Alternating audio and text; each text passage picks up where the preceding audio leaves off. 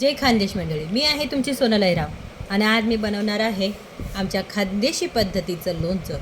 आणि त्यासाठी मी घेऊन आलेली आहे हे 4 किलो कैऱ्या. आता ह्या 4 किलो कैऱ्या ज्या आहेत त्या मी अशा कापून घेतलेल्या आहेत. हे बघा, इथे मी कापत आहे. तर अशा प्रकारे हे 4 किलो मी कैऱ्या कापल्यानंतर मी स्वच्छ पाण्याने धुवून घेतलेल्या आहेत. स्वच्छ पाण्याने धुतलेल्या आहेत आणि स्वच्छ धुतल्यानंतर यांना छान कोरड्या कपड्याने पुसून घ्यायचं आहे. आणि नंतर हे जे वरचं देठ जे दिसत आहे ते वरचं देठ आपल्याला काय करायचं आहे, कापून टाकायचं आहे.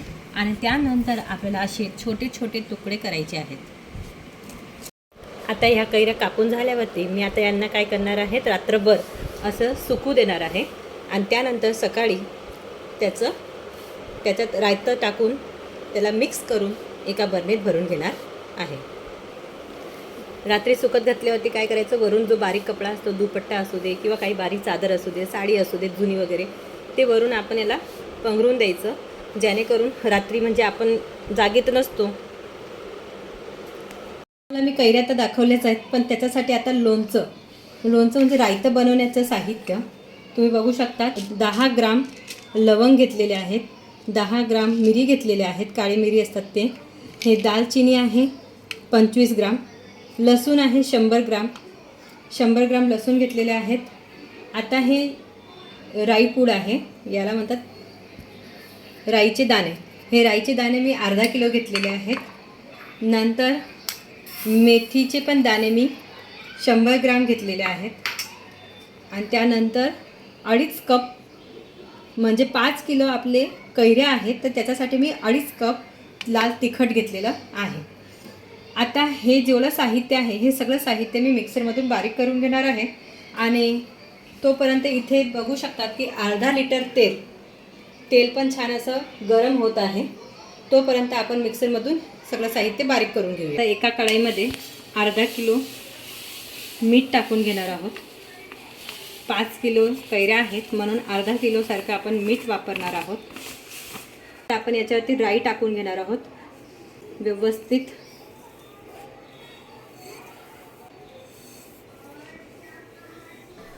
आता आपण मेथीदाणे जे आहेत ते इथे असं छान भरून देणार आहोत. त्यानंतर त्याच्यावरती दालचिनी आणि काळी मिरी याचं पूड बनवून घेतलेलं आहे. ते पूड हे आपण इथे छान असं एक लेवलमध्ये करून घेणार आहोत. त्यानंतर हळद अर्धा कप घेतलेली आहे.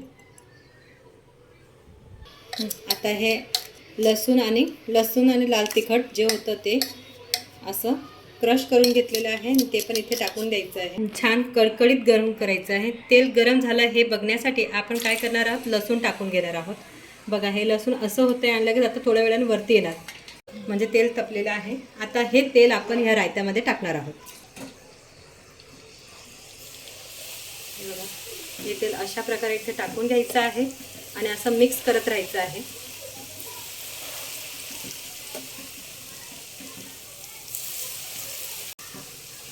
आपण अशा प्रकारे अर्धा लिटर तेल जे आहे ते तेल आपण इथे ॲड करून घेतलेलं आहे. आता याला छान असं वर खाली करून घ्या ते सगळं काय. आणि याला रात्रभर थंड होण्यासाठी ठेवायचं आहे आपल्याला. कैऱ्या बघू शकतात की मी संध्याकाळच्या याला फोडलेल्या होत्या, कापून घेतल्यात, असे बारीक करून घेतलेल्या आहेत, वाळत घातले आहेत. आता हे रात्रभर मी असेच पंख्याखाली ठेवणार आहे. आणि आपण वरून असं बारीक दुपट्टा वगैरे जे पण असेल ते रात्रभरासाठी ठेवणार आहोत, म्हणून वरून दुपट्टा झाकून देणार आहोत. हे बघा, रात्रभर मी हे रायतं करून ठेवलेलं होतं. हे छान आता असं थंड झालेलं आहे. आता यामध्ये मी काय करणार आहे, थोडं रायतं ताटात घेऊन हा जो मसाला आहे त्याला आम्ही अहिराणी भाषेमध्ये रायतं बोलतो. हे रायतं जे आहे किंवा हा मसाला जो आहे मी असं ताटात घेणार आहे. आणि ताटात घेतल्यानंतर या ज्या कैऱ्या आहेत मी रात्रभरापासून वाळत ठेवल्या होत्या त्या अशा ताटात टाकून घेणार आहे. आणि असं टाकल्यानंतर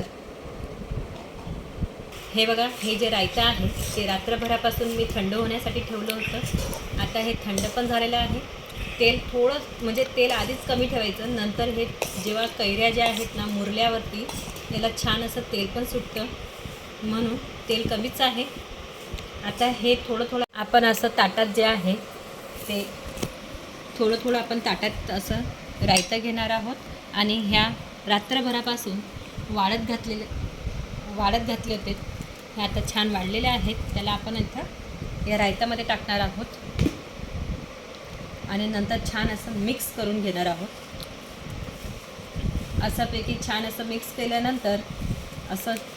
केल्यानंतर आपण हा प्लास्टिकचा जो डब्बा आहे, या प्लास्टिकच्या डब्याला धुतलेला आहे आणि छान कोरडं करून घेतलेलं आहे.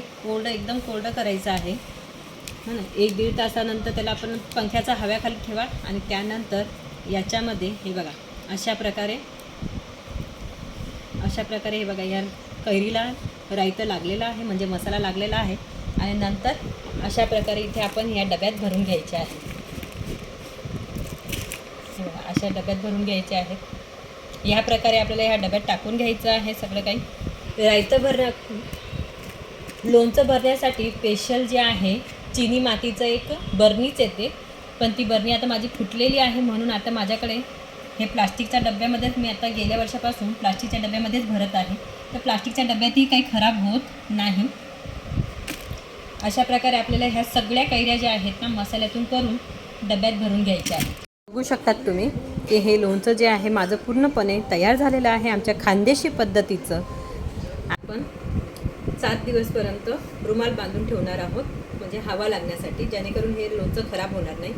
तर आमच्याकडे खानदेशमध्ये बागायती रुमाल येतो बघा. हा असा व्हाईट रुमाल जो असतो, सुती कॉटन, हा जो रुमाल आहे तो याला बांधायचा. हे असं नंतर असं पकडायचं आणि इथे असं बांधून घ्यायचं आणि पूर्ण दिवसभर इथे हवेमध्ये ठेवायचं.